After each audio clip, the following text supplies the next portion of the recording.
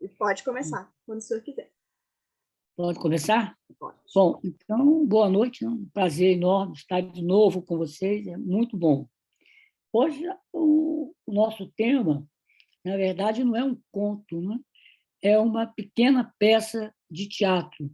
E o autor, como o Quiroga, ele vem lá do Sul, que é o Corpo Santo, né? É um pseudônimo que já é um neologismo, né? Porque é um corpo, né? Escrito com K. Na verdade, é um escritor, né, chamado José Joaquim, né, da Câmara, e ele nasce lá numa vila retirada, né, do Rio Grande do Sul, em 1829, e vai morrer em 1883. Vai usar esse pseudônimo pela vida inteira, né? Quer dizer, José Joaquim de Campos Leão. Eu fico imaginando, quando eu leio a obra dele, como é que devia ser, né? Ele nasce 7 anos depois da independência. Como é que devia ser, como deviam ser as cidades no Brasil naquela época, se nós tomarmos como modelo o Rio de Janeiro, que era a capital, como devia ser a cidade onde ele nasceu, e depois ele se desloca para Porto Alegre. Ele vai ter uma vida extremamente agitada, né? Com grandes mudanças de endereço e várias profissões. Ele começa no comércio, depois ele se torna professor, ele funda um grupo de teatro dramático, ele é jornalista, ele vai também, além disso, ele vai ter muitas atividades, vai ser subdelegado de polícia, vai ser vereador. E pela história, pela trajetória dele, ele desenvolve alterações psicóticas. Parece que ele é oficialmente o único escritor considerado louco na literatura brasileira. Mas, se não é o único, é dos poucos. E ele vai ter nessa trajetória, ele vai escrevendo, ele vai desenvolver uma obra, ele vai escrever freneticamente. Ele vai escrever poemas satíricos, prosa, vai escrever aforismos, vai tentar escrever uma enciclopédia muito pessoal, propõe uma reforma ortográfica e vai escrever o quê? 17 peças, dentre as quais o Assovio. Nessa trajetória, ele acaba sendo internado, né, numa instituição psiquiátrica. Ele vem para o Rio de Janeiro e vai ser internado no Hospital de Alienados Pedro II, onde, anos depois, o Lima Barreto também seria internado. Aqui ele recebe alta e volta para a terra dele. E lá a família, a esposa, consegue interditá-lo judicialmente, né? Um juiz decreta que ele não tinha condições de gerir a própria vida e ele vai ser, então, interditado. A interdição, vocês sabem que é um processo médico legal que retira do paciente os seus direitos e transfere esses direitos para um curador, que vai ser a esposa dele. Nesse processo todo, ele vai acabar indo à falência, né, e vai morrer relativamente pobre. Nas obras dele, ele tem várias peças, né, que são importantes e que depois foram descobertas. Uma delas chama-se Relação Natural. Essa relação natural ela foi descoberta em 1927 por um escritor chamado Roger Scholari. E ele vai fazer uma crítica mostrando que ela seria uma obra futurista. Em 1927, logo depois da Semana de Arte Moderna, o futurismo, não é, que era uma teoria cujo manifesto lá do Marinetti foi lançado em 1909, que dominava a época, não é? E o futurismo, vocês sabem, ele prezava o que? A técnica, a velocidade e também a guerra, né? O futurismo vai caminhar e vai ser uma das ideologias do fascismo italiano. Agora, ele vai ser descoberto mesmo em 1966, quando essa peça foi encenada no Rio de Janeiro. E ela causa um grande espanto nas pessoas. Por quê? Porque ela carregava em si, né, todas as características daquele que seria, mais tarde, o teatro do absurdo, do Beckett, Esperando Godot, Vida Feliz. Então, o Ian Michalski, que era um crítico teatral, fica muito impressionado e chama a atenção, dizendo que ele seria um precursor do teatro do absurdo. Não é? E características vão ser identificadas nas obras dele com o surrealismo, a escrita automática, a tendência à ensonação, o ritmo acelerado da fala, uma certa subversão da ordem lógica da linguagem. Ela vai, então, vão ser as características da obra do Corpo Santo. Bem tipicamente, quais são as peças dele mais importantes e mais conhecidas? Né? Primeiro, a relação natural.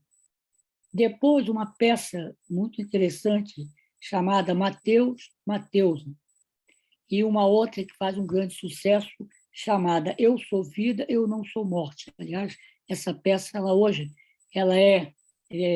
esse título é vivenciado no Brasil invertido. Né? Algumas pessoas falam exatamente no sentido contrário. Né?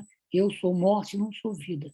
Invertem a proposta do Corpo Santo. E o Assovio, que é uma peça curta, 3 atos, e que vai ter todas as características do teatro moderno.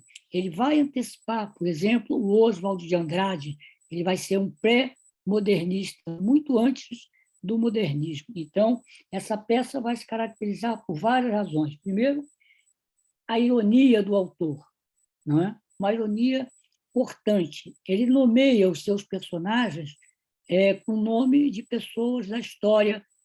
O Fernando de Noronha, que foi um latifundiário, né, de Recife, que ganhou a ilha, né? Fernando de Noronha. Ele vai também, e um dos personagens da peça, vocês leram, ele vai chamar de Almeida Garré, que era um poeta, um teatrólogo português do século XVI, século XVII. E um outro chamado Jerônimo de Lis, que devia ser algum nobre. Então, aí nós temos a ironia. Nós vamos encontrar no texto, eu não marquei aqui, vários neologismos, várias palavras que ele cria ou palavras que ele usa, mudando o sentido, mudando o significado. E, por último, uma grande, né, desestruturação, uma grande desintegração da fala, da linguagem. Ele passa a fazer aquilo que os linguistas chamam de uma construção paratáxica, ou seja, ele inverte a ordem na oração. Ele não privilegia mais orações principais e secundárias. E também no discurso dele, o verbo passa a ter um papel secundário na frase. Então, isso dá ao texto em si, não é? Dá ao texto um caráter assim absurdo, um caráter de nonsense, que vocês viram nas várias fases, né? Nas várias falas dele, ele coloca ali.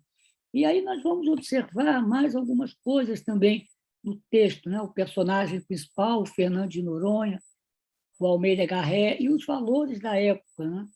Os valores bem da época que ele mostra isso, a relação com os empregados, uma certa visão distorcida, né, do judeu. Ele usa essa palavra no sentido assim muito pejorativo, e o jogo que ele faz com as duas mulheres que estão ali, a Ludovina e a Ludovica. São nomes muito parecidos, em que ele joga com consoantes, e ele cria, assim, uma imagem de duplo, né? Como se fosse uma imagem de espelho, embora elas fossem bem diferentes. Então, é um texto completamente fora do contexto, quer dizer, um nonsense, que nós vamos encontrar depois em outros autores. Por exemplo, se nós olharmos na literatura brasileira do século XX, tem um autor chamado Campos de Carvalho. Né? O Campos de Carvalho tem a Vaca de Nariz Sutil, o Púcaro Búlgaro, a Chuva Imóvel.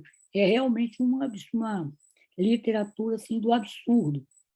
E a obra do Corpo Santo chega quase a ter aquele teatro da crueldade do Antonin Artaud, em alguns outros textos. O Assovio é uma peça muito curta, né? 3 atos, e ela tem características que reproduzem, aí é muito interessante isso, é o que eu queria destacar para nós conversarmos. Ele reproduz na peça, ele reproduz nos seus textos, ele demonstra claramente o psiquismo de um paciente que tem realmente o diagnóstico que ele recebeu. Ele recebe um diagnóstico de psicose maníaco-depressiva. E a vida dele realmente esse girar, essa agitação. O que é a mania? A mania é basicamente um transtorno do humor que acompanha a história dos homens desde a Grécia, foi descrita pela primeira vez pelo Hipócrates. A mania se caracteriza por aquela festa, né? A vida do maníaco, enquanto está na fase, enquanto dura o episódio, é um carnaval. Ele reproduz muito aquelas vivências, né, dionisíacas, uma exaltação muito grande do humor, uma liberação excessiva dos instintos, liberação afetiva, instintiva, e isso fica na peça, claro, há uma certa erotização na relação dos personagens com as mulheres que aparecem na peça, uma energia muitíssimo grande e uma vivência muito especial do tempo. É um tempo em que a pessoa pode tudo, mas não conclui, e larga, e vai mudando, e vai saltando. É uma existência que os psiquiatras diziam, mas experiência saltígradas, né? O pensamento, a fuga de ideias e a grandiosidade. Isso tudo está presente ali na peça dele, se vocês leram, não é? Aquela festa. E como é que ela termina? Ela termina com um último ato que é um circo, né? Quando entra então a banda de músicos, entram os músicos, né?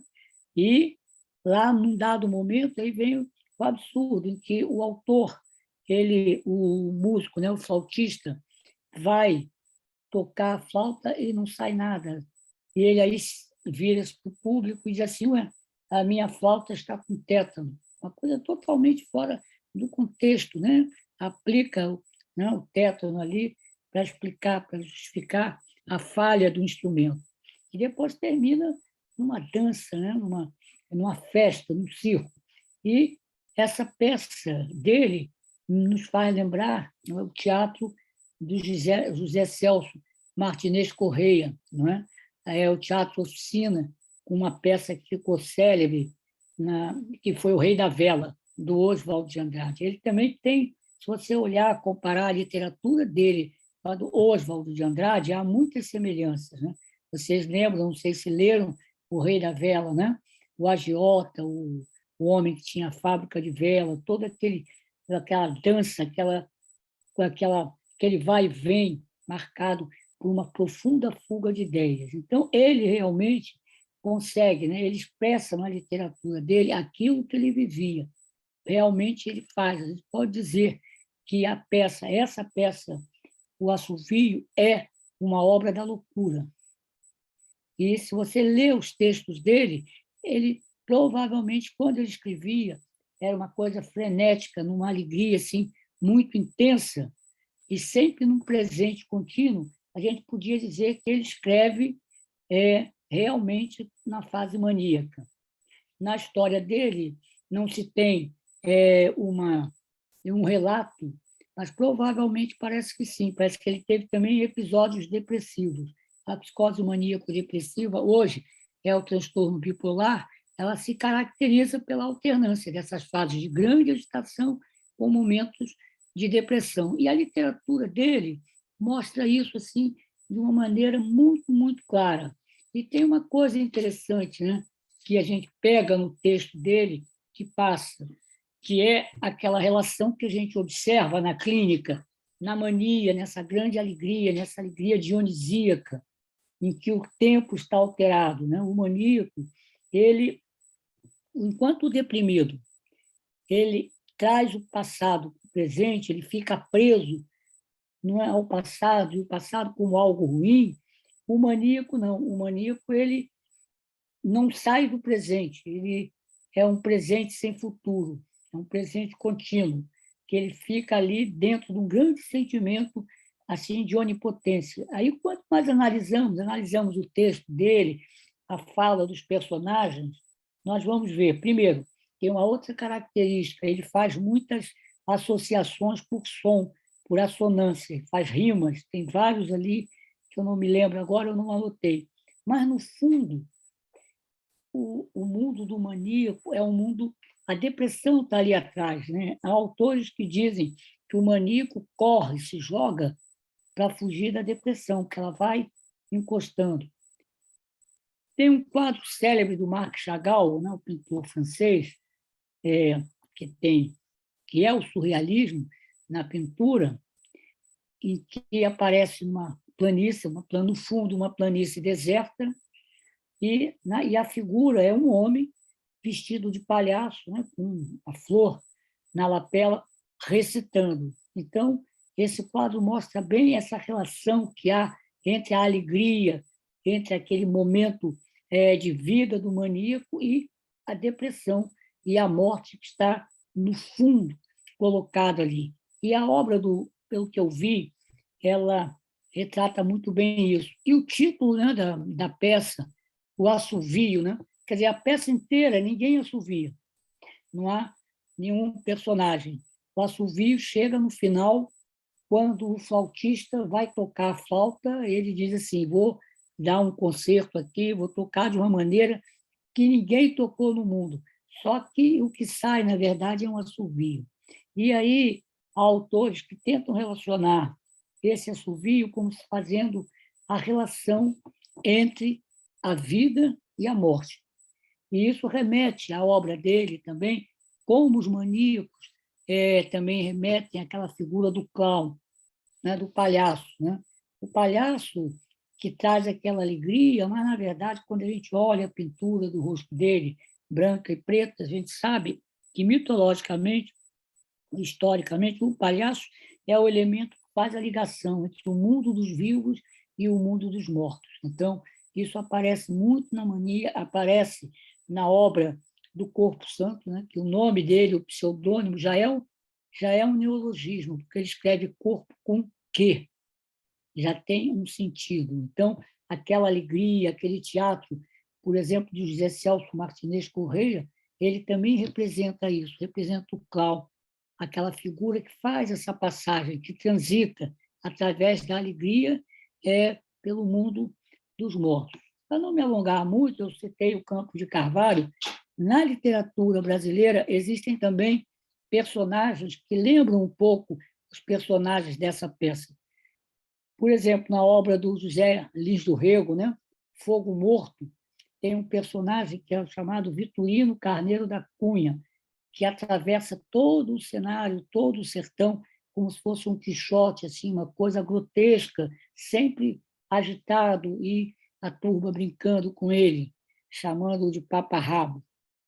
Também tem um conto do Guimarães Rosa, Tamerlão, Tarantão, meu patrão, que é uma espécie de Quixote sertanejo. Então, essa relação ela fica bem marcada, a meu ver. A alegria, a mania, expressa no texto literário, a fuga de ideias, toda aquela subversão da ordem lógica da linguagem, o imaginário colocado ali, colocado quase que em bruto, não é? Que toda a ordem, toda a lógica, ela é quebrada, lembrando, então, o surrealismo. Não chega a lembrar o realismo mágico aí dos escritores latino-americanos, mas se aproxima do surrealismo, do Breton, do Antonin Artaud, e muito do absurdo do teatro do Beckett, principalmente Esperando Godot. Essa peça lembra isso, não é? Porque eles estão ali numa alegria que termina vazia, que não leva para lugar nenhum. Então, eu acho que foi importante a indicação aí do Corpo Santo, né? Do José Joaquim, não é? De Campos Leão. E veio lá do Sul, lá do Rio Grande do Sul, mais um autor, né? Depois do Quiroga. Então, eu estava pensando como é que era o Brasil, como é que era Porto Alegre, na época em que ele vive, né? 1850, por aí. Como ele retrata, como ele está à frente do seu tempo. E, indiscutivelmente, ele recebe esse diagnóstico aqui no Rio de Janeiro e termina a sua vida interditado judicialmente, sem os seus direitos, né, que a esposa, então, assume a direção da vida dele. Então, era isso que eu queria trazer, essa fala curta, para nós podermos conversar. Fico aí aberto para ouvir, né, também as avaliações, as críticas. Estou prontinho para isso.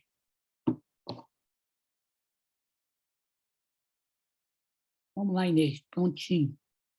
Então, o pessoal está aquecendo ainda, professor. Aí, Então, se quiser fazer mais algum comentário enquanto o pessoal vai animando. deixa o pessoal animar, não é?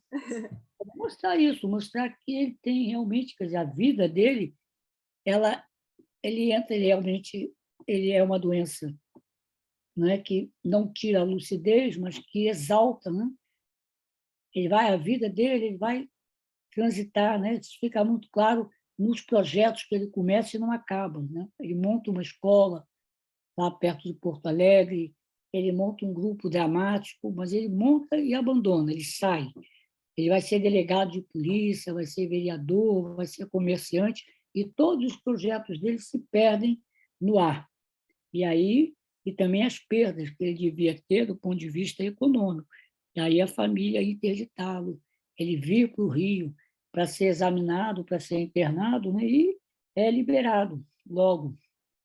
E a obra fica esquecida e só vai ser descoberta em 1927 por um jornalista, um escritor chamado Roger Collard, que vai, então, apontá-lo como um precursor do teatro do absurdo. E mais tarde o Ian Mikalski, né, que vem também aqui e faz essa relação dele com o surrealismo. Agora, uma obra rica, né? Ele produzia muito, ele escrevia muito em função, provavelmente, dessa excitação que a mania provoca. Né? Ele escrevia poemas satíricos, poemas românticos. Não é? Ele passa uma parte da vida escrevendo uma enciclopédia com termos próprios, né? Uma enciclopédia que pessoalíssima, né? Ele fazia aforismos, não sei como, lembrando o Nietzsche, né? Que escrevia por aforismos, ele também fazia isso, escrevia e publicava, né? Conseguia imprimir as próprias ele custeava a impressão. Então, quer dizer, era uma vida muito ativa, mas acabava sendo improdutiva em alguns momentos, quer dizer, os projetos se interrompiam e ele se realizava na escrita. E a escrita dele tem esse caráter fragmentário, que é comum ao pensamento do maníaco, aquele pensamento saltígrado que vai pulando. Então, mas são peças importantes, né? Por exemplo, tem um texto, né? Que eu sou vida, não sou morte, é muito interessante, não é? Mateusa também, ele já antecipa naquela época questões que hoje nós estamos vivendo, questões identitárias. Então, ele vem ali. Ele, quando volta, tem um episódio interessante, né? Que vocês conhecem, ele volta do Rio, né? Que no Rio, a turma lá da Praia Vermelha libera o Torres Homem, né, que era um médico ali da época, diz que ele pode voltar, que ele está bem. E ele volta lá para Porto Alegre, onde ele vai ser interditado e muito agitado. Aí tem um médico que ele consulta, que diz a ele o seguinte: para ele melhorar, uma coisa que não tinha nenhum fundamento, ele tinha que parar de ler e de escrever. Ele aí escreve, né, ele responde que se ele parasse de ler e de escrever, ele se transformaria, sem nenhuma dúvida, numa pedra. Né? Porque a vida dele era ler e escrever, ler e produzir. Então, ele não entra, não aceita essa proposta, que não tinha também nenhum fundamento colocado, né, pelo médico. Então, está aí. Outras coisas mais que eu podia ver, né?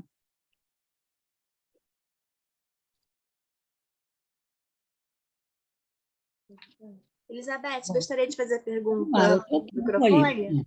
Você quer que a senhora quer que eu leia? Faz, né? Sabia que a Elizabeth queria dialogar, gente. Vamos lá. Acho que eu falo demais. Fala bem, muito bem. Exatamente, é porque eu sei que tem, vai poder enriquecer. Pode Ah, falar, Elizabeth. Sim, eu achei interessante o conflito de classes na peça. Apesar desse nonsense, há Paulo, evidentemente, aliás, o senhor apontou, né, professor, sim. essa, digamos assim, essa elite, né, poderosa que tem criados e uma certa subversão, não só desse nonsense, mas a subversão também desse conflito de classes que Sim, aparece evidente, me parece, a esperteza da mulher também, né? sim. Gostaria que o senhor As falasse duas, mais né? um Sim. pouco. Essa relação, né? Quer dizer, ali a gente vive, ele vive numa sociedade agrária, né? Eu imagino que a sua sociedade gaúcha, ela vai, não só agrária, ela vai se apoiar no pastoreio, né? No gado, e tem uma visão muito vertical, né, das relações. A relação ali é uma relação de enfrentamento, mais do que de submissão. Veja que a empregada, né, ela confronta os patrões, né? E tem uma cena de profunda loucura, né? Ali, que é um momento assim, foi bom falar isso, que é realmente um momento de uma fuga de ideias. Eles vêm numa conversa, de repente, o personagem principal, né, o Fernando de Noronha, ele assume uma postura militar, ele fica na porta como se estivesse de guarda, não deixando ninguém passar.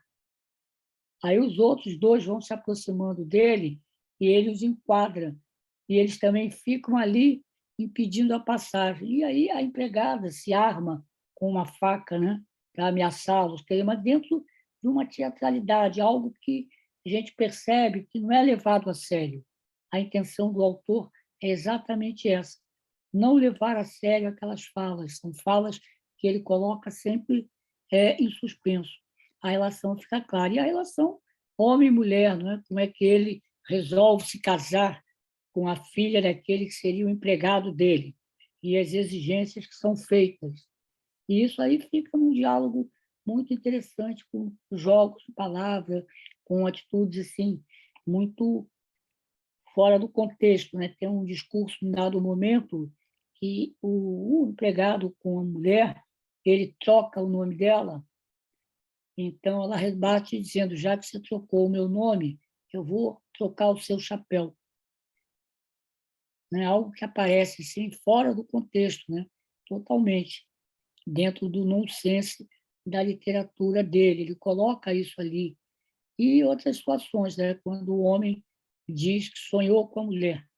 E, a princípio, aí também tem um dado muito interessante, né? De quase de deboche e de codificação. Primeiro, ele sonhou que ela era uma porta, depois uma parede, e aí vai, né? Nunca sonhando com ela como a pessoa que ela era. Então, também está dentro desse contexto, dessa literatura que eu chamo de literatura maníaca, no sentido da expressão que se dá à mania. Realmente, a obra dele, literária, é o reflexo de como ele vivia mentalmente.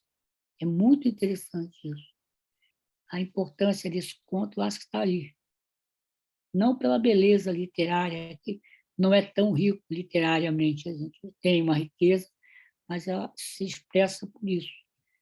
Eu acho que essa que é a importância do conto. Muito bem, vamos lá. Fabrício, gostaria de falar? Não. Oi, tudo bem? Boa noite. Boa noite. Boa noite, tudo bem? Boa noite, professor. Obrigado pelas aulas, como sempre, Nada, maravilhosas. estamos tentando aí. E, assim, eu até coloquei no comentário aqui que eu via a personagem feminina como Sim, um motor de insurreição, né? sim, E a aí, visão dela. e parece assinalar ela acaba assumindo uma condição emblemática, porque eu fico pensando que ela representa um ponto de virada, né? Nessa ideia dessa insurreição, né? Sim, E talvez apoiado no que a Elizabeth falou, da luta de classes, enfim.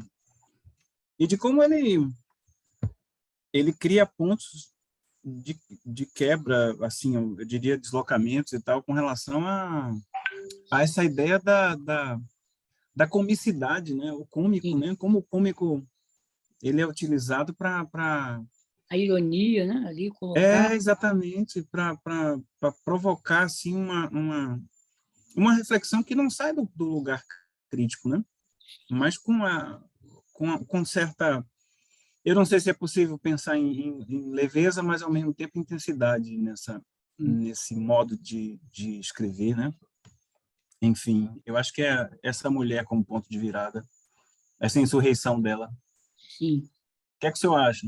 Eu acho que sim, porque se você olhar ele na sociedade da época, né, como eu coloquei, ele é uma sociedade patriarcal, sociedade, ele vive e escreve ainda durante a escravidão, uma sociedade fortemente hierarquizada. E ele, até mesmo pelo seu quadro, ele questiona essa sociedade. Ele está dentro da sociedade, ele faz uma crítica a partir dessa posição dele. Ele tinha uma situação boa, mas ele, digamos, pela sua loucura, ele questiona os valores, ele questiona aquela razão que ali estava colocada, não é? Representada pelas autoridades. E isso ele fica muito claro quando ele usa o nome que ele dá aos personagens. É uma maneira muito irônica de denunciar isso, denunciar o poder que era representado por eles. E isso fica muito claro na atitude das duas mulheres, tanto na moça, na senhora, né, que vivia, era casada, tinha um filho com com o criado dele, né, quanto a outra que vai servir na outra casa do chamado Almeida Garré. E ela realmente ela enfrenta, né? Tem um texto interessante quando cobram dela, ela faz um jogo de palavras que ela é cobrada pela direita, pela esquerda, à frente, atrás. Há uma contestação ali. A própria peça em si é uma peça que é contestar, que é uma contestação àqueles valores. Não por acaso ela vai ficar quase que escondida até o século XX. Então, eles vão quase que proibir as peças dele também. E não por acaso ele foi parar no hospício. Né?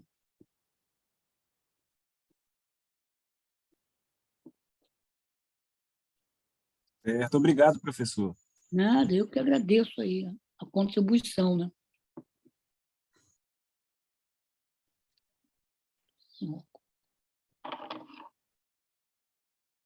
Quem mais lá? Vamos lá, vamos conversando um pouco. Boa noite a Boa noite, todos. tudo bem? Muito obrigada, professor, por Ah, essas informações valiosíssimas, para nós aprofundarmos as nossas reflexões. E eu fiquei pensando aqui na figura do personagem do Garré. sim, Né? Eu queria entender como é que essa figura passa a ser representativa, sim. considerando que Almeida Garré ele foi político, né? Sim. Recebeu o título de visconde Olha, tá, e é uma das figuras proeminentes do teatro português, né? Então, como é que o senhor vê essa figura desse personagem aí na ao narrativa? colocar esses personagens na narrativa, ele o faz de uma maneira irônica. Uhum. Ele não é uma admiração ao Garré. É uma, a meu ver, uma contestação ao que o Garré representava. Ele tinha uma postura anti-aristocrática, né? Não se pode Sim, dizer, sim. pela época, não há nenhum relato afirmando isso, que ele fosse republicano, mas a gente deduz da literatura dele. E ele faz um contraponto entre um indivíduo que foi um donatário, que ganhou lá Fernando de Noronha, com o Garré, que, em relação ao personagem principal, tem uma diferença grande. Né? Não só de épocas, não vivem na mesma época, mas também de posições do mundo. O Garré, apesar de tudo, era um intelectual da sua época, tem um papel importante na literatura portuguesa, né? Com as Uhum. suas peças, com o seu teatro. Mas ele ali, ele está numa posição, né? Qual é o papel dele, o que ele fala na peça? Muito pouca coisa, né? Sim. Ele não é um protagonista, ele é um coadjuvante. Uhum. Participa daquele carnaval, daquela loucura, né? São personagens da loucura que o autor coloca na peça. Uma personagem. Mas, ao mesmo tempo, ele apresenta muita lucidez, né? E, Permeada por essa loucura. Porque Almeida Garré, ele era abolicionista, ele era sim, contra, ele era o anti-abolicionista, desculpa, sim, mas se beneficiava, né, com os sim, títulos que recebia, óbvio. pela influência que ele tinha dentro desse universo cultural e artístico, ele acabava se beneficiando, né, E muito, né? Ele fazia parte da elite, né? da Dominante, elite. dominante. Exatamente. E a obra do Corpo Santo é, na verdade, uma grande contestação às elites da época. Hum, Ele vive sempre em confronto com eles. Inclusive, professor, eu É, lembro também a Silvana, lembrando aí o Garré, mas a ironia quando ele chama da hermenêutica, olha, aquela hora eu ri, isso aí foi muito. aquela hora eu ri. A hermenêutica, né? A prima, né? A prima chamava-se hermenêutica. A gente sabe o que significa hermenêutica, né? Muito interessante, foi uma boa lembrança. uhum. Muito boa lembrança. Muito bem. O que mais aí? Vamos lá. Obrigada.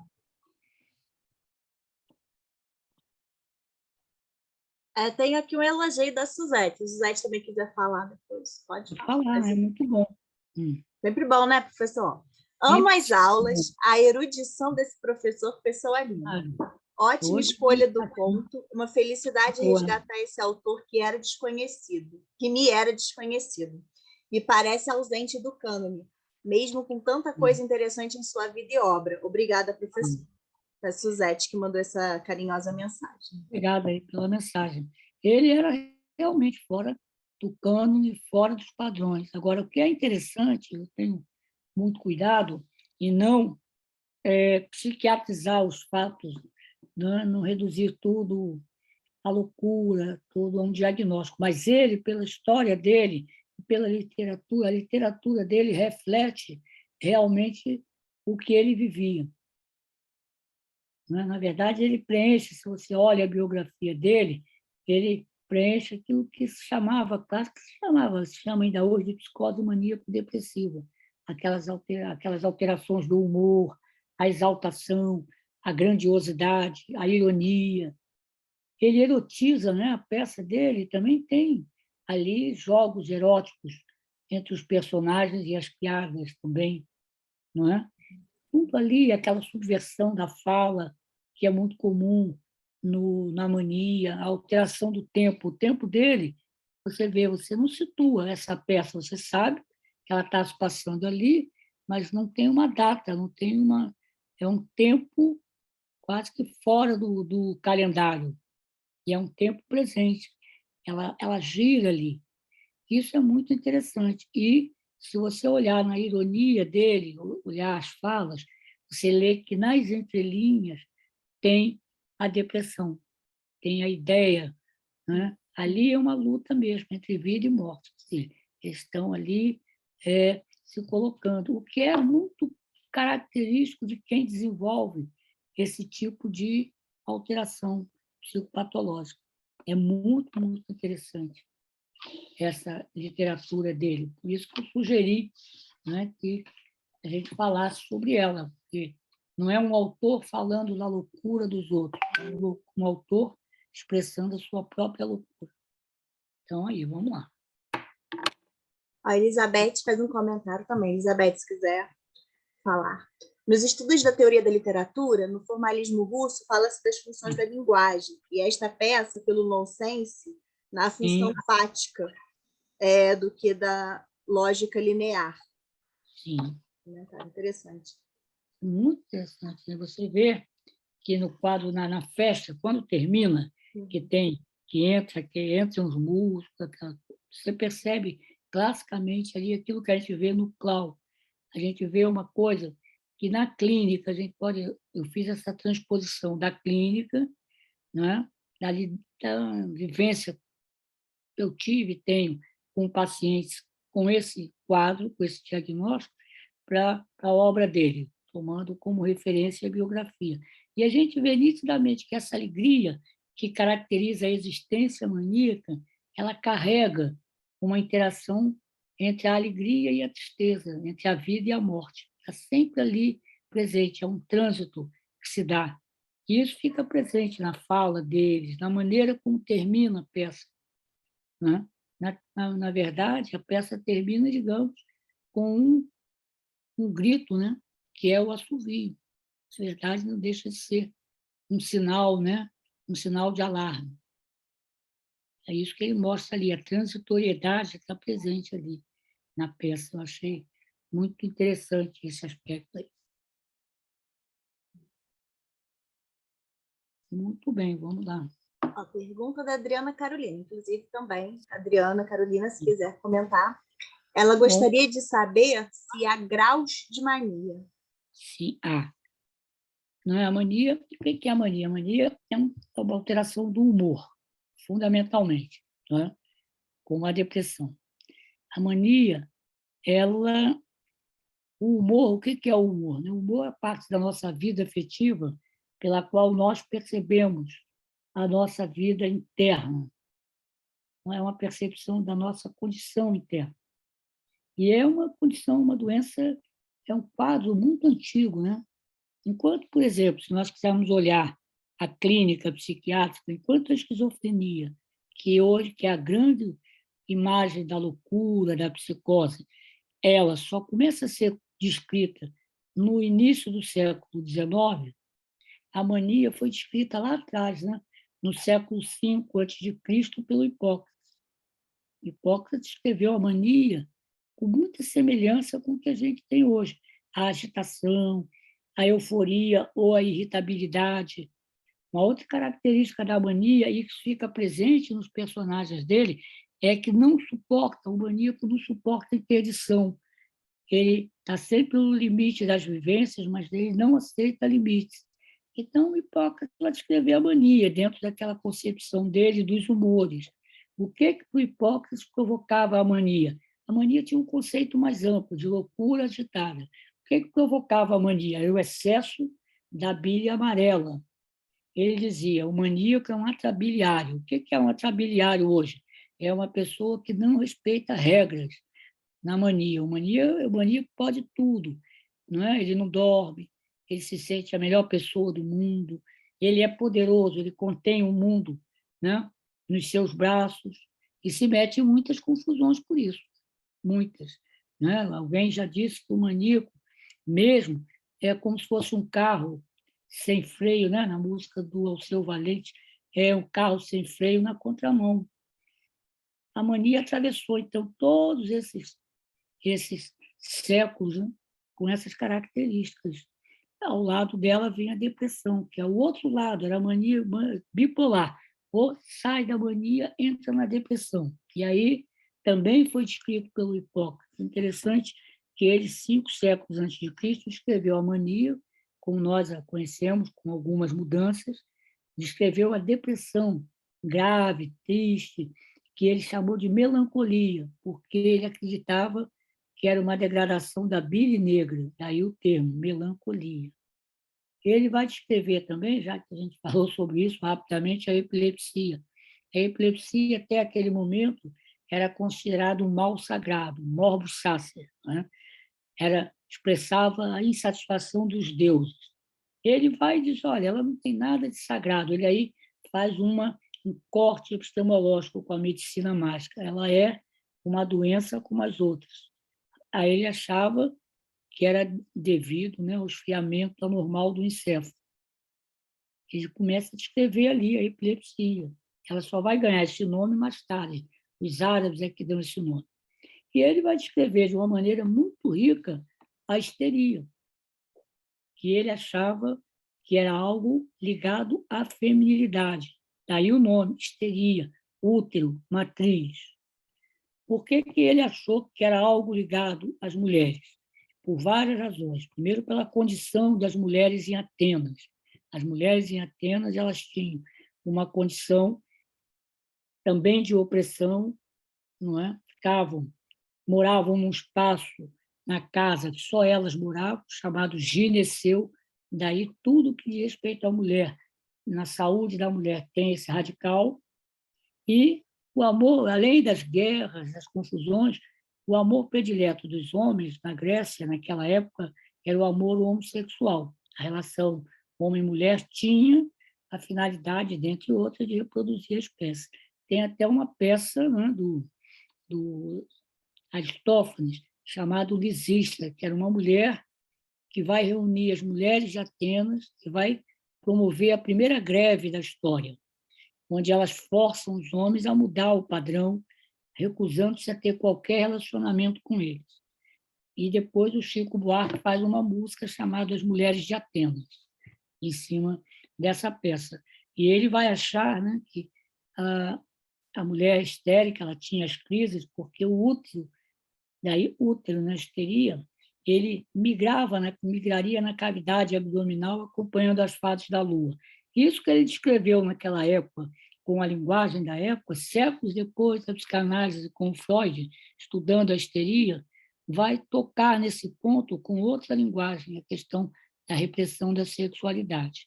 Então, a mania tem graus, ela tem uma hipomania, é uma mania que não perturba, ele fica alegre, agitado, produz mais, não é? São pessoas, às vezes, que, nessa fase, elas produzem mais, escrevem mais, vivem mais, dormem menos, e, nessa fase, muitas vezes, às vezes, pedem ajuda.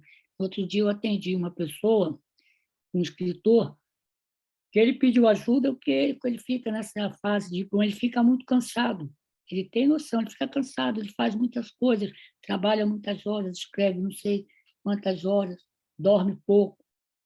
Então, mas tem a mania agitada, a mania delirante, aí já perde o juízo de realidade, agitação intensa, agressividade quando contrariado, insônia, o paciente não dorme, fica semanas sem dormir, e com ideias de grandiosidade, ele faz grandes confusões, ele erotiza os vínculos, ele faz compras, se mete em projetos que vão dar errado, e depois que a mania passa, porque a mania tem uma fase, a mania fásica, como a depressão.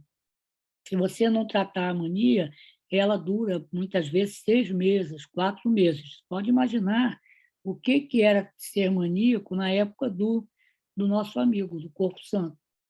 Muitas vezes, os relatos clássicos diziam, os pacientes maníacos, às vezes, morriam, né, de exaustão, não dormiam, não paravam, não comiam, andando para cá e para lá, numa agitação muito grande. Aí é uma mania muito intensa, que pode chegar também, mas hoje é raro, o furor maníaco, em que o paciente vai destruindo tudo que encontra. E, às vezes, a agitação é tão grande, em certos quadros de mania, que o paciente fica em estupor, fica totalmente inibido, com os movimentos parados no ar, como um boneco de mola que quebrou a mola. Então, a mania tem essas características. E uma das características da mania é que o maníaco, muitas vezes, se mete em confusões, não é? Muitas vezes, ele vai parar na justiça, com uma série de problemas. Então, a mania tem essa característica. É alegre, pode ser alegre, o paciente se veste, se fantasia, não é? Você vê a mulher maníaca que faz uma maquiagem muito intensa, é a fantasia, é o clown. E uma mania mais leve. Como é que a gente trata a mania? Só para terminar já que nós estamos falando. A mania se trata com carbonato de lítio, né? Que é um estabilizador do humor.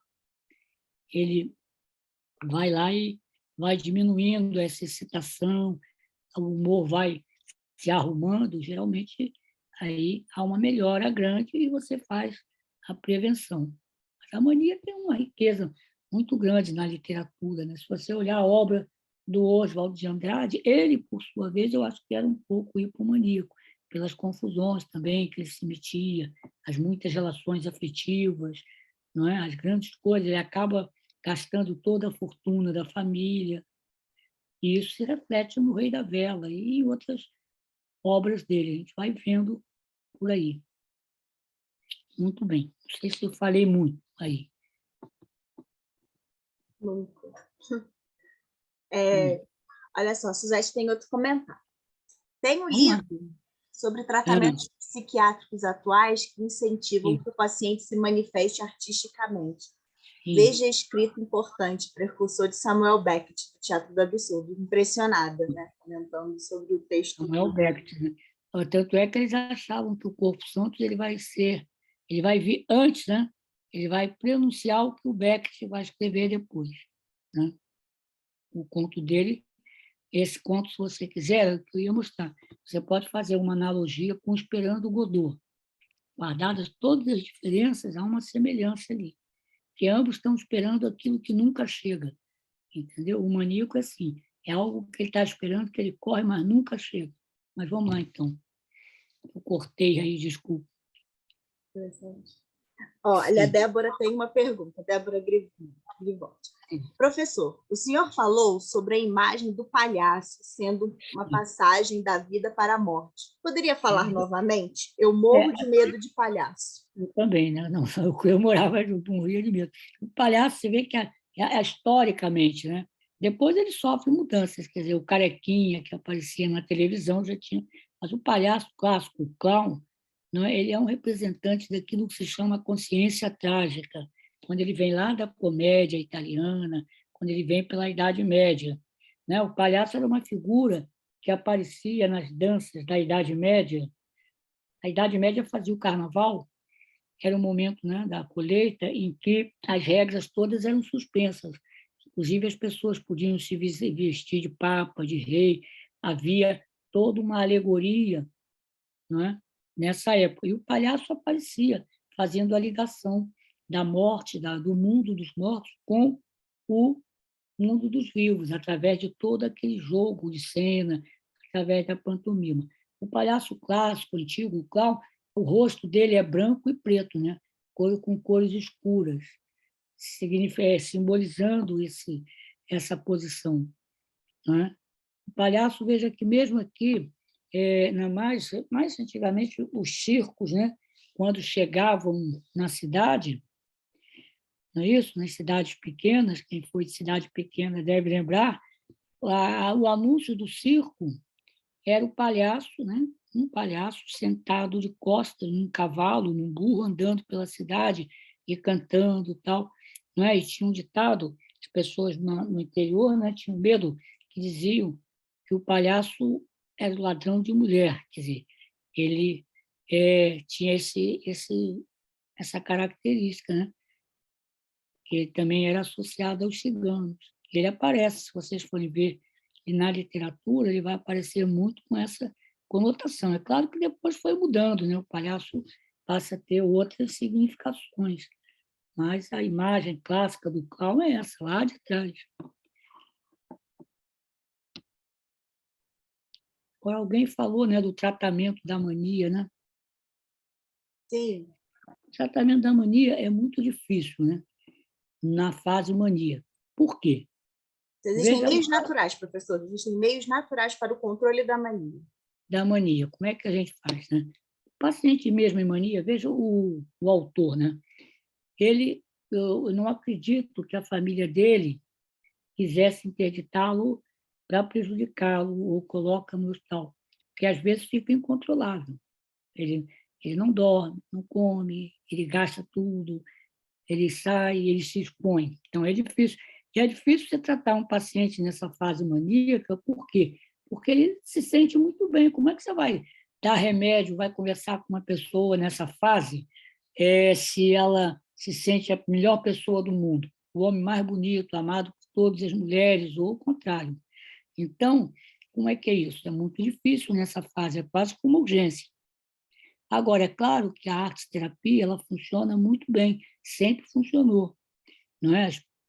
Você poder expressar seus fantasmas, seja na tela, seja no barro, seja nas reuniões. Por quê? Porque quando você realiza um trabalho, você se relaciona com a matéria-prima do trabalho, mas você não trabalha sozinho no trabalho terapêutico, você se relaciona com outras pessoas. Agora, o maníaco, quando colocado em atividades de grupo, ele fica mais agitado ainda. Aí, por uma questão neurofisiológica, o aumento da dopamina, que vai embora. Tanto assim que o Hipócrates já tinha essa noção, e ele dizia o seguinte: olha, paciente nessa fase, como é que ele deve ficar? Ele deve ficar num ambiente tranquilo, com cores claras, o colchão não deve ficar no alto, deve ficar no chão para ele não cair. Ele recomendava alimentação leve, sem condimentos, né? Ele tinha uma percepção da excitação. E, empiricamente, ele foi a primeira pessoa na história a usar o lítio no tratamento da mania. Como é que ele fazia? Ele não sabia que era o lítio, mas havia lá uma cidade na Grécia, onde, como aqui, São Lourenço, tinha várias fontes de água, né, águas minerais. E lá tinha uma que ele observou que os pacientes maníacos, com certas afecções, ficavam lá, né, e tomavam aquela água, e a agitação melhorava. Depois, anos depois, fizeram análise química, era uma água riquíssima em lítio. Aí, depois, sim, que sai da mania, aí o paciente deve entrar num grande processo psicoterápico, né? Se trabalhar, porque evitar os estressores psicossociais e, durante a mania, trabalhar, se puder, com a arte-terapia, o trabalho que a Anísio da Silveira, né, fez, né, no Engenho de Dentro, né? Tem lá o Museu do Inconsciente, que é um museu belíssimo, que eu convido, sugiro que vocês visitem, né? É um museu com obras incríveis, assim, impressionantes. Vale a pena. Bom, vamos lá, então. A Silvana perguntou sobre que ela não entendeu o nome da peça. Ô, Silvana, é dessa peça ou de alguma outra peça que o professor citou e você não entendeu o nome? Essa é o assovio, O assovio. que termina o fim, né? O clímax. Não, professor, não é essa peça, Eu acho. não. Qual é? Foi uma outra que o senhor se Mateus, referiu Mateusa, né? aí. Mateus, Oi? Mateusa, relações naturais, que são as Aham, principais dele, aquelas que aparecem mais, que foram certo. publicadas. Então, obrigada. Nada. Até o pessoal do Sul, né, podia entrar, eu tentei entrar, mas não consegui. Lá na Universidade, né, do Rio Grande do Sul, Departamento de Letras, ver se eles têm trabalhos, né, publicados sobre ele, né? Porque o que tem sobre ele é muito pouco. Tem que... Professor, obrigada por essa informação, Mateus, Sim. Relações Naturais, mas tem uma outra que o senhor se referiu sobre a histeria. Aí o senhor falou, tem a música do Chico Buarque, né, Mulheres de É. Atenas, E e tem uma uma Ah, peça, Aristofanes. essa peça, você acha assim, foi publicada recentemente, chama-se Lisístrata, do Ah, Aristóteles. tá. É uma peça curta, boa, bonita de Como se é que ler. se escreve? Desculpa a ignorância, professor. Lisístrata, Lissistrata. Ah, tá. Obrigada. O Chico se inspirou, leu a peça, né? E em cima dela, então, fez aquela música que é muito bonita. Sim, muito significativa. Inclusive, diz que Ah, as mulheres da década de 60, quando sim, Chico Buarque lançou a música, sim. as feministas, né, ficaram possessas com ele, né? Ele, E aí ele disse, não, vocês não entenderam.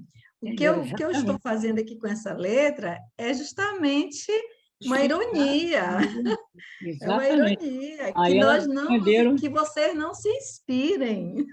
aí fizeram depois as pazes com ele, né? É, Então é isso. Mas vamos lá, temos tempo bastante. Hoje minha fala foi mais curta. Ah, mas sempre vai ter um monte de pergunta, professor. Vamos Ixi. lá. Ó, o Darlan tem uma pergunta. Professor, obrigada pelas reflexões sobre a obra do Corpo Santo. Queria ouvi-lo sobre o tema da sexualidade na obra do autor. A personagem feminina se insinua para o marido em busca de sexo e é rejeitada. Ele Muito também escreveu A interessante. Separação de Dois Maridos, que trata sobre a homossexualidade na literatura brasileira. Brasileira. Sim. Veja que a peça, eu até coloquei no início, ela tem uma dimensão erótica. A própria postura do personagem, né, do protagonista, do Fernando de Noronha, na relação, né, tem uma hora em que seria o criado dele, Ele pergunta, mas por que você não me apresentou a sua filha? Aí, né, o sujeito responde, porque você tem uma fama de atacar as mulheres. Há um diálogo muito interessante entre o criado e a mulher, né, a Ludovina, onde ela começa a conversar com ele, né, dizendo que se ele quiser manter o casamento com ela, ela estabelece uma série de regras. Não sei se vocês estão lembrados do texto. Tinha que tomar banho, tinha que se alimentar bem e tal, e depois tinha que ir para a cama, né? Fazer filhinhos. Ela diz isso. Ali tem um jogo erótico muito interessante. Depois, mais à frente, esse mesmo personagem vai fazer uma investida contra a, a empregada, né, que tinha um nome parecido com o da mulher, do Almeida Garré. Ele faz uma série de investidas, não é? Depois ele termina, e é a postura realmente patriarcal, machista, que ele denuncia, de alguma maneira, quando o personagem diz assim, bom, mas como é que eu faço? Eu não posso pedir se eu tenho uma necessidade? Aí ela responde muito naturalmente, vai procurar sua esposa.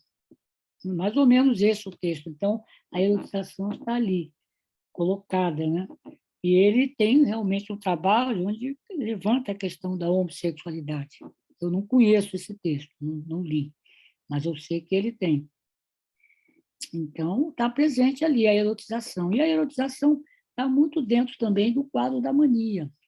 O que me chamou a atenção na obra dele é que a obra dele é uma obra que reflete claramente a atitude dele diante do mundo, né? Se você olhar a história dele, como eu coloquei, cada vez ele fazia empreendimentos interessantes. Ele começa a escrever uma enciclopédia. Ele monta um grupo de teatro dramático lá na cidade, isso na primeira metade do século XIX no Brasil. Olha, né? Ele propõe uma reforma ortográfica, ele vai ser professor, ele também propõe reforma do ensino. Quer dizer, ele estava muito à frente da sua época, né? Empurrado pela sua mania, mas ele dava um sentido produtivo à mania, só que ela se perdia, né? Ele começava os projetos, trocava por outros, e acaba tantas confusões, ele se meteu que ele acaba falindo, né? Entendeu? Muito bem. Pergunta da Maria. Eu gostaria de saber se as obras dele eram feitas apenas nesses momentos de exaltação. Ele conseguia produzir quando estava bem ou deprimido? Olha, não há um relato, né, sobre isso. Agora, a biografia dele foi muito marcada sempre por uma exaltação. Todos os relatos apontam para isso. Sempre parecia que ele estava exaltado, embora a mania dure um tempo, depois diminui, mas ele sempre produzia, né? Estava sempre escrevendo assim, segundo os textos da época, sempre escrevendo freneticamente. Agora, a produção maior devia ser nos momentos de mania, porque ele também devia ter os momentos de depressão, né? Eu acredito que sim.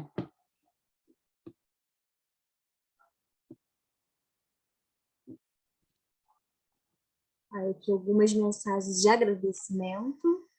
Muito obrigado. E quem vai agora, gente? Alô? Alô? Vai lá, Benito. Oi, Inês, tudo bem? Não, eu só queria fazer algumas considerações bem rápidas. Não, faça com calma, nós temos tempo. Observação não tem nada de calma, não, Benito. Faz o seu tempo, vai lá. Não. Mas é isso mesmo, mas é isso. Eu queria dizer o seguinte, você chegou a falar, professor, Sim. carnavais. Eu justamente pensei nisso quando eu li, naquela carnavalização do Bakhtin, né? Que os de baixo se revoltam contra os de cima. E essa revolta chega a um ponto, ao meu ver, não sei se é uma coisa muito avançada para a época, quase que uma luta de classes. Ali, ele essa parte aqui final, ó, quando a força da razão, do direito da justiça, empregada por atos por palavras, não for bastante para triunfar, lançai mão do punhal. e lançai por terra os vossos indignos inimigos. Pá, pá, pá, pá, pá, pá. Exatamente. Uma espécie, quase que uma luta de classe, né, professor? Eu achei muito, sei lá, muito forte para a época, talvez, Sim. não sei. Quer dizer, ele nasce 7 anos depois, né, que o Brasil Da independência, na pátria Portugal, né? 29. Sim. Outra coisa também eu não sei se esse assovio, quer dizer, esse é uma espécie de desconcerto, parece uma espécie de desconcerto, né? Isso ficou claro, né? Inclusive, o saltista, quando começa e não consegue, ele usa uma Isso, expressão muito irônica e muito interessante, né? A minha flauta está com tétano. isso, a minha flauta está com o teto, exatamente. Não, Paralisante, né? isso, os outros, mas inclusive os outros instrumentos também, os outros instrumentos A fanfarra, né? não soam da maneira como costumam soar, né? É um desconcerto aquele final, né? Eu achei essa peça assim, eu não conhecia esse autor. Ele é bom ser conhecido, ele é pouco conhecido ainda, né? Ele começa a ser conhecido em 1927. Quer dizer, eu só ouvi falar, mas não tinha lido nada dele, não conhecia nenhum texto dele. Eu achei assim muito forte a peça dele. Eu queria fazer uma... Hã? O Mikhail Bakhtin, a carnavalização, exatamente. Isso. Aí, parece que estudou a obra dele. Outra coisa, aí alguma observação rapidinha. Não, fale, está sendo o texto disponibilizado não tinha na relação dos personagens a Ludovica. Não? Não. Tanto que eu me confundi. Não tem, no texto não tem só Ludovina. Aí, quando eu vi uma parte ali, que negócio é esse? Olha só, não tem a Ludovica. Ele faz um jogo de palavras, né? Isso, eu sei, mas não aparece Ludovica. Muda o C, né? Na verdade... eu sei, exatamente. Não aparece, eu me confundi. 2 partes de uma moeda. Isso. Mas não aparece. Eu tive que me socorrer de um outro texto que aí aparecia a Ludovica, porque na hora que eu li, eu falei, mas isso aqui é a Ludovina, só tinha Ludovina, não tinha Ludovica. Se eu abrir o texto disponibilizado, não tinha Ludovica. Qual foi a outra? Não sei. Aí eu Então, tive o que texto é o do domínio público, do site domínio público. Isso, mas não tinha. Aí eu peço desculpas. Mas a culpa como você ia saber, Inês? Não, a culpa não é tua, a culpa é do texto, pô. As obras caíram no domínio público, né? Eu acho que ele não teve herdeiros depois, não me lembro bem desse detalhe, e elas caem no domínio público. Eu não sei, por isso que eu queria até fazer essa pesquisa lá no Rio Grande do Sul. Esse texto aparece também, professor Paulo, aquele livro organizado por Flávio Moreira da Costa. Ali, ele está presente, aquele livro é muito presente lá, foi ali que eu vi, foi ali. Contos da Loucura, não é? Isso, foi ali que eu vi o Ludovica, os 2 personagens. Olha. Só essa observação, só essa informação, né? Muito boas informações, eu acho. Então é isso aí, professor. Mais uma vez. Eu espero que tenha sido bom. Eu acho que hoje eu fui meio devagar, porque é muito difícil pegar o material dele. Pesquisa aí. Muito. A pessoa que acho que poucas pessoas ouviram falar, eu não acredito que tenha esse autor seja tão conhecido assim, né? Não, a primeira vez que falaram dele foi em 1927, um autor, né, chamado Roger Collard, se não me engano, que falou que a obra dele, fez uma análise do que leu dele e disse que era uma obra que reproduzia o futurismo. Na época estava na moda a Semana de Arte Moderna, né, ali, o Marinetti. Depois, só em 1966, que foi representada essa peça, Relação Natural, e que o crítico literário da época, Ian Michalski, fez um estudo mostrando que ele antecipou a literatura do absurdo, do Beckett. E faz uma comparação entre os personagens do Beckett e desse conto, né? E é verdade, aqueles 2, o Estragon e o outro, não é, que estão ali esperando o Godot. Esses também estão esperando alguma coisa que não acontece, né? Daí o assovio. Existe, depois eu estava vendo, procurei saber mais alguma coisa, tem um livro, acho que é editado pela Funarte, que traz o teatro completo. Ele, né? Dele, teatro completo. A Funarte, né? Funarte, parece que é Funarte, é organizado por Guilhermino César.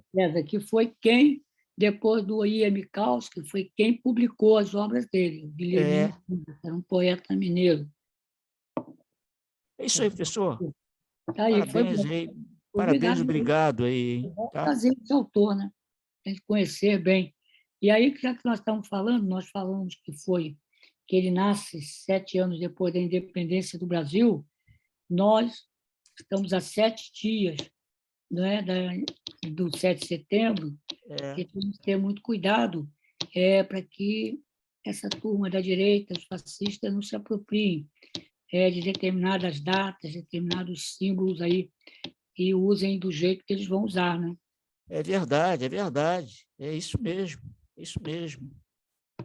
De certa maneira, está acontecendo um pouco isso mesmo, né? Acontecendo, sim. Quer dizer, se apropriam da bandeira do Brasil, se apropriem de né, tudo, como né? se fossem monopólio da direita, né? Do próprio inconsciente das pessoas. Eu até estava comentando hoje essa peça que ele tem, que é um grito de alerta, né? Que foi interessante, que atravessa a história do Brasil. É uma peça chamada Eu Sou Vida, Eu Não Sou Morte. Como é que hoje essa turma que está aí inverteu, né? Embora não conheça isso, não devem ter lido, mas eles conjugam de outra maneira, né? Eles dizem, eu sou morte, eu não sou vida. Né? Se o Bolsonaro tivesse que escrever uma peça, ele escreveria com esse nome, eu sou morte, eu não sou vida. Preciso que a gente esteja atento bastante com isso. Muito bem, vamos lá. Valeu, professor. Obrigado. Nada. Até uma dica, né, para os pesquisadores que estão nos assistindo, né, o pessoal que está aqui na aula, esse nome, né, o Corpo Dá uma olhadinha, isso foi bom ele ter lembrado dessa publicação da Funarte. Fica uma dica. Olha, a Adriana fez aí uma conclusão, que, só para confirmar. Então, a hipomania é bastante produtiva e criativa, por isso se aproxima da histeria? Não, é bem diferente. A hipomania é uma exaltação do humor, é uma aceleração, mas num nível que cansa, mas é suportável. O hipomaníaco ele não perde o juízo de realidade, ele não fica psicótico.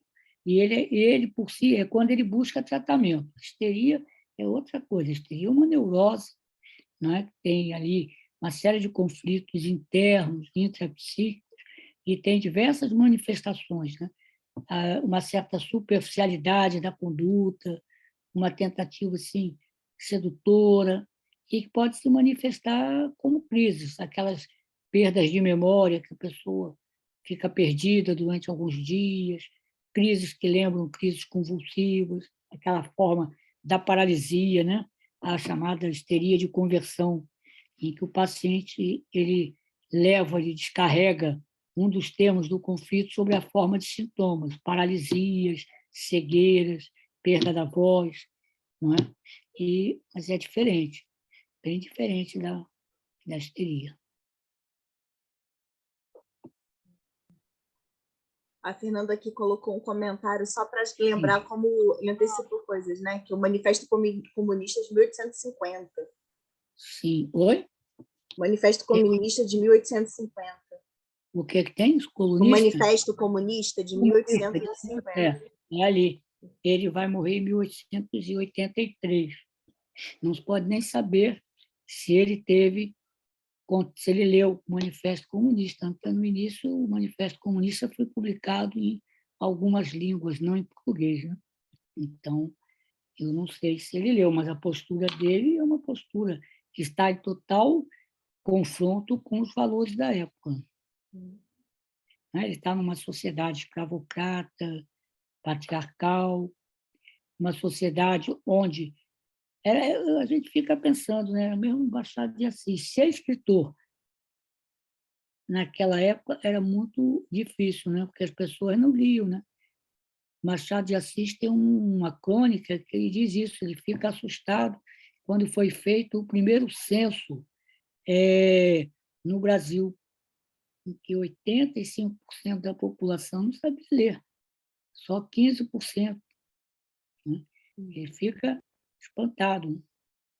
E aí vem essa história, né, já que nós estamos falando, da glorificação do Pedro II. O Pedro II ficou 50 anos no poder, não falou nada contra a escravidão, embora dissesse que era contra, e não criou uma universidade, não criou um programa de alfabetização, fazia aquela farsa de assistir às provas no Colégio Pedro II, e o Brasil, né, só veio ter a universidade em 1920, quando juntaram umas escolas para poder dar o título de doutor honoris causa ao rei da Bélgica. O Brasil recebe o rei da Bélgica, era um protocolo, né? Todas as vezes que um presidente, um rei visitava um país, recebia o título de doutor honoris causa. O Brasil não tinha uma universidade, tinha escolas isoladas, medicina, direito, aí eles criam rapidamente, por decreto, a Universidade do Brasil, no meio, Pedro Calmon, o reitor. E aí podem dar o título ao rei. Quer dizer, essas coisas todas. E o sujeito lá, o Corpo Santo, tem uma postura que ele está totalmente fora da época. Sim. Pergunta da Maria. Professor, o senhor poderia falar um pouco mais sobre esse paralelo com Oswald de Andrade? O Oswald de Andrade, vocês conhecem ele, né? Ele tem uma obra literária significativa, mas a vida dele, ela se torna mais conhecida do que a própria obra dele num dado momento. Não é? Sempre muito agitado, sempre falando muito, sempre se colocando em projetos, e era uma característica muito... Não estou dizendo que eu não estou dando diagnóstico para ele, né? Eu só estou fazendo essa comparação. Ele era muito irreverente. Por exemplo, ele e o Mário de Andrade eram muito amigos, mas ele lá nos projetos dele, ele não pensou duas vezes em ridicularizar o Mário de Andrade. Daí, né, o Mário de Andrade se recusa a falar com ele até morrer, por várias razões, né? Ele expôs o Mário de Andrade, aquela história, Mário de Andrade era solteirão, ele fazia insinuações a uma possível homossexualidade, né? Comparou, né, o Mário de Andrade com a Carmen Miranda, uma coisa assim, ridicularizando o Mário de Andrade. Ele era assim, muitos casamentos, né, se apaixonava, saía, numa desorganização, né, vai morrer depois de 1954, já bem abatido, perde a fortuna toda da família. Então, me parece que ele tem um pouco ele parecia um pouco hipomaníaco, né? Então, e a obra dele reflete um pouco isso, né? O Rei da Vela, por exemplo, é uma peça interessantíssima, rica, não é? E que lembra um pouco assim essas peças do Corpo Santo. Eu acho isso.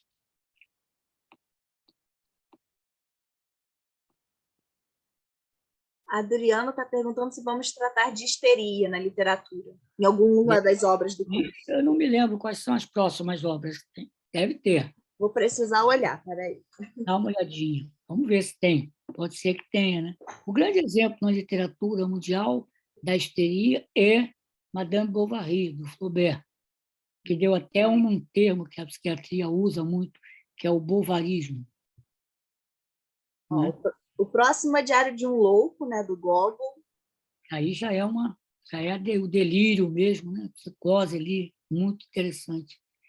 Angústia, do Graciliano. Pode ser. Memórias do Subsolo, do Dostoiévski. Darandina, do Guimarães Rosa. O Enfermeiro, do Machado de Assis. E Mrs. Dalloway, da Virginia Woolf. O Tarantino, eu acho que tem.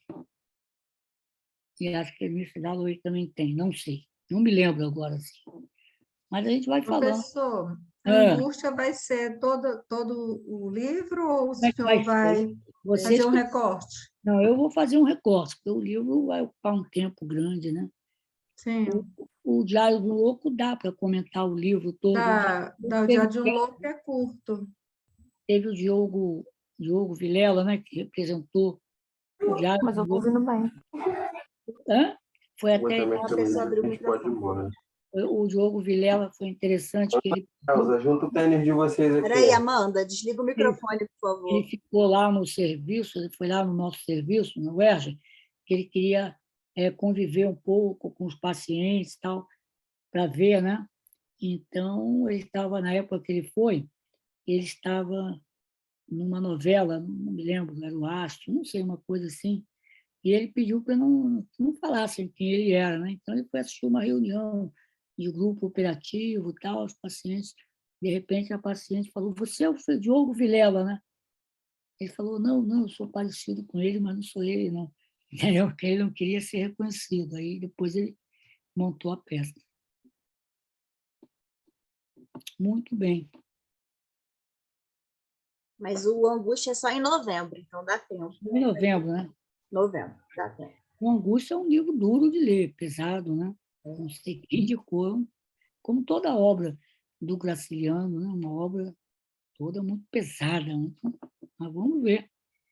A gente pegou, né, os livros mais, assim, são mais extensos, né, para ler para o final do ano, né? Que é o Angústia e o Memórias do Subsolo. São 2 livros tensos, pesados, né, para a gente ler, mas vale a pena, porque aí expande a discussão. Eu hoje, por exemplo, não fiquei muito preso ao texto para poder abrir espaço para a gente entender o Corpo Santo.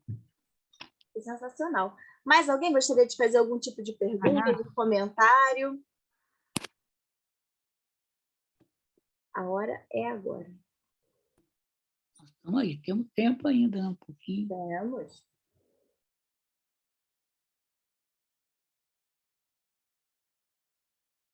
Então, professor, vou aproveitar enquanto o pessoal ainda pensa, mas para agradecer mais uma vez por esse encontro riquíssimo, com esse autor que quase, né, nos apresentou para quase todos nós, foi uma apresentação assim, maravilhosa. Eu que aprendo sempre. Deixo a dica, né, dos pesquisadores do grupo, né, que estão aí procurando um autor para pesquisar, e fica uma super dica, né? Está em aberto, né? Fica uma super contribuição, né? Que é um autor incrível, mas que pouco pesquisado e pouco conhecido. Eu fiz uma observação, eu me preparei para falar assim, não falar, tocar nos pontos que eu queria tocar para apresentá-lo e falar da obra dele, agora para a gente ler, né? Pode ser que no futuro a gente possa discutir outra peça dele. Perfeito. Como foi a obra do Horácio Quiroga, né? Que pegamos aquele conto, abre. Acho que é importante isso. Já acho que para o ano que vem, né, quando a gente preparar a lista de leituras para o próximo, para o terceiro ciclo, tem que ter um texto do Corpo Santo. Eu acho que as pessoas vão concordar comigo e a gente vai... Pode ser o não, Eu Sou Vida, Não Sou Morte, pode ser. Eu acho que sim. Já fica combinado, então, que pelo menos um texto do Corpo Santo vai entrar no nosso sua agenda. Então, gente, lembrando que o nosso próximo encontro vai ser no dia 7 de outubro, primeira semana de outubro, né, do próximo mês, com... Eu espero que a eleição tenha acabado no primeiro turno. Né? Isso. A gente vai comemorar, que a gente já comece nosso encontro com boas notícias, né? E com os nossos estados também, né, professor? Porque aqui a gente tem gente do Brasil inteiro, mas nossos tem que estados ganhar bem, né? Ganhar em São Paulo, ganhar no Rio. Nossos no Rio estados todos. O nosso estado, pelo menos, vai ter provavelmente segundo turno, né? Mas a gente, né? Que a gente siga otimista. Vamos virar no segundo turno. Sim. Aqui no estado. Também vamos... Então, com essa cabeça, que no dia 7 estaremos todos nós comemorando. Estaremos aqui felizes comemorando. Né? Que bom. Para debater. Eu agradeço a turma de Teresina, né? A Silvana Pantoja. Maravilhosa. A Ana Elizabeth também, lá de Pernambuco, né? Lá de Pernambuco. Turma do Rio Grande do Sul. É bom. A Débora do Sul. Eu fico muito contente. O Fabrício da Bahia. Da Bahia, então, ótimo, muito bom. Maravilhoso. Vamos conversando. Um abraço para todos aí. A Thaís é do Rio também. A E a Thaís pessoa- é aqui do Rio mesmo, né? Mas Claro, nosso estadinho maltratado, tão é maltratadinho. muito maltratado. Nossa. Muito ruim o Rio hoje. E o título do livro tem a ver, né, com o que a gente está vivendo, né? Que é Diário de um Louco, Um louco. É o do próximo, Gogol, né? Isso, o Diário do Louco, né? do Nicolau Gogol. Isso, é muito bom. Aí já está lá na pasta para o pessoal ler, mas eu vou mandar de qualquer forma em PDF. Então, Ótimo. pessoal, um abraço a todos. Até outubro, muito obrigado, né, pela paciência, foi muito bom. É Ah, muito bom professor, estar com vocês aqui. eu que agradeço sempre. O senhor é incrível, o senhor sabe que eu sou sua fã. Eu que Sempre agradeço a bom, oportunidade. sempre bom conversar. Aí eu Com aprendo muito, tá? Pessoal, muito Então, obrigada por todas as tá. contribuições. Vocês também são incríveis. Um abraço aí para o Recife, né? Um E abraço. Dona bom Elizabeth. domingo, né, para todos. Que o É Vasco Petrolina, de Pernambuco. Petrolina, que bom. É na margem do Rio São Francisco aqui. Conheço, Ai, que conheço Petrolina, claro, já passei por aí. Juazeiro da Bahia, do outro lado. Preciso voltar Gente, muito qualquer dia. obrigada. Um abraço a todos. Bom domingo para todos. Até lá. bom. Tchau, tchau, gente. Obrigada, professor. Tchau, tchau. Boa noite, gente. Boa noite. Boa noite. Tchau.